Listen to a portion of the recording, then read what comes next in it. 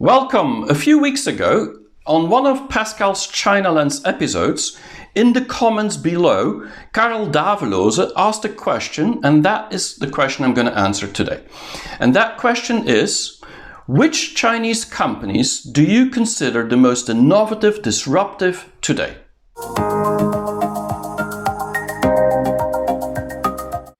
So what's the most innovative, disruptive company in China? That is the question to be answered.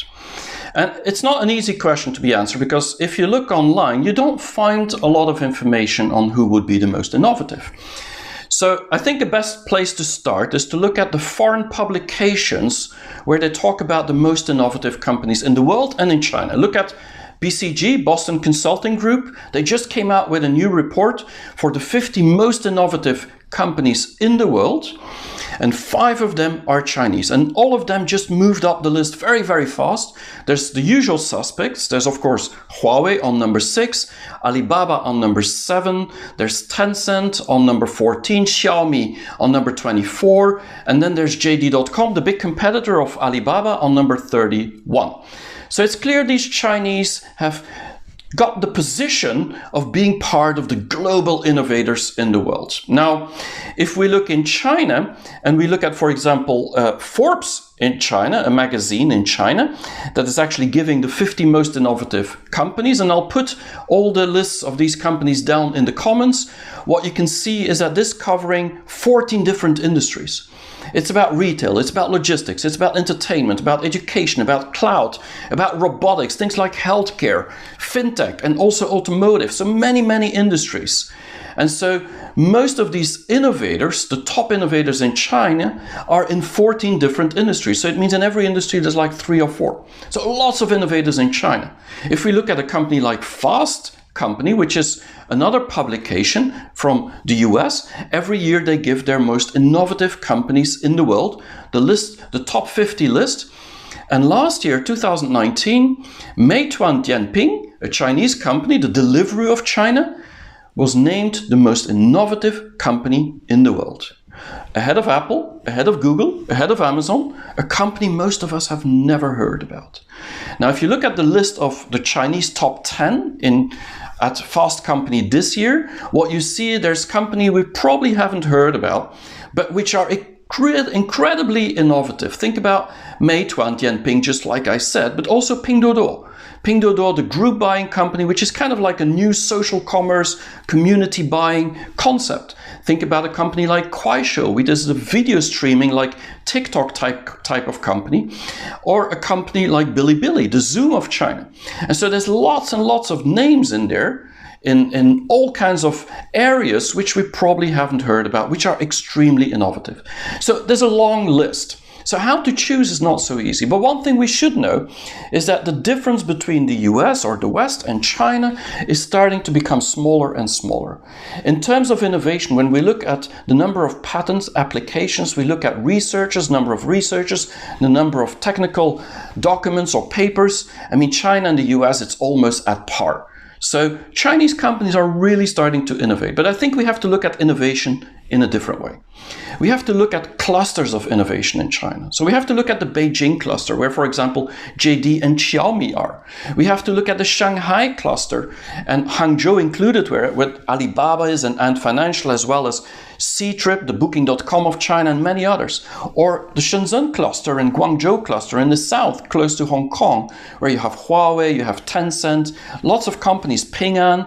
And then there's a cluster in Chengdu, which we don't talk a lot about in the West, but which is actually creating really innovative companies. And the interesting thing about these clusters is that they've been driven by one or other big ecosystem company, a data giant like an Alibaba, Tencent, Huawei, Ping An, that actually have created these ecosystems in their industries and cross industries. And so I think we shouldn't look at innovation just from who's doing the most research or who's coming up with the coolest products. We should actually separate in 4 different types of innovation. And this is where Peter Hinssen, my colleague, has explained very clearly that there's 4 different types of innovation. There's product innovation, there's market innovation, there's service innovation, and there's business model innovation. And in my view, China often is still lagging behind when it comes to product innovation. But but that gap is getting closer and closer. They're closing the gap. When it's for microelectronics, they're still years behind. But for other things, they're actually getting ahead of the West.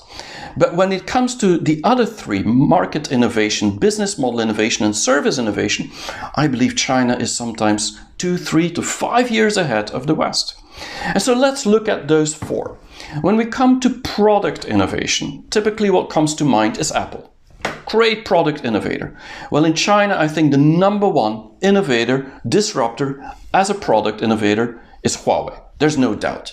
And not just in 5G, in many, many products they have. They're basically ahead of most of their competitors in every industry they're tackling. If we look at market innovation, we think about Tesla, for example, with their new energy vehicles, they completely changed the market. Then what we see in China, that is really the ownership almost of Alibaba. And financial as being part of it or being split out now and going public very soon. They have created this ecosystem, cross-industry, cross-markets, in more industries and markets that you can imagine, and enabling thousands of smaller innovators to actually thrive on top of their ecosystem. So Alibaba, in my view, is top when it comes to market innovation. When we look at service innovation, like for example, we have Netflix, I believe in China, it's really Tencent that gets that crown. And that is because they are connecting to the user, to the consumer. It's a social media platform. But different from Facebook, what actually Tencent is doing is they're creating this usability, this convenience to use their products in daily life. Which means that users are using Tencent's products like WeChat because it makes their life easier. And that helps them to create service innovation every single new iteration. The last one is business model innovation, and I think that's a little bit more complex because there you have, for example, iTunes or Spotify as an example, how they created a new business model. Well, in China, I think there's many. There's just too many to name.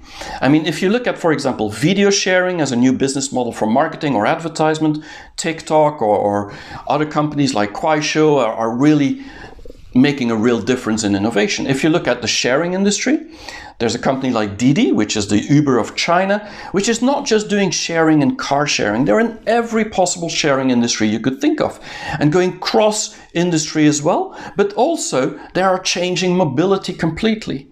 You look at, for example, community buying or social e-commerce like we call it these days. It's all about Pinduoduo and the way that they do group buying. Think about Microfinity, buying like very small insurances. It's a company like Zhong'an that has been invested by Ping An and by Tencent and Alibaba, a company that's completely changing the insurance industry on a business model innovation. And then you have the one that I believe I would put at the number one in terms of business model innovation, the company called Xiaomi. And Xiaomi is clearly a company that changed everything upside down. What they did with their cell phones and their IoT-enabled devices is they created this hardware that was sold at cost. And so the hardware was not where they made profit. They made profit on the software. Imagine buying a cell phone where the hardware is almost given away for free, or basically you just pay the cost. But every time you upgrade your software, you have to pay. That is putting the software as a service on ahead of the hardware. And for a hardware company or product company, that's quite different from before. So I think it's the usual suspects again. It's Xiaomi, it's Alibaba, it's Huawei, it's Tencent. But not for the reason that we see in these foreign reports. It's because of their focus on one specific type of innovation. And I think that is where China is starting to lead the innovation in the world. So we have to look at these companies, these 4 or 5, but also the big list of 50 that you can see down here that is actually changing China as to become the innovator of the world and to start to set the standard for global innovation.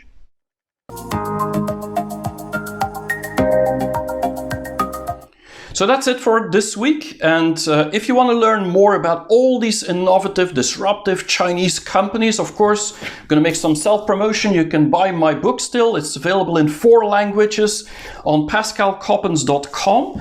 I have a shop there. You can just buy it and you will see all these marvelous innovations happening in China today.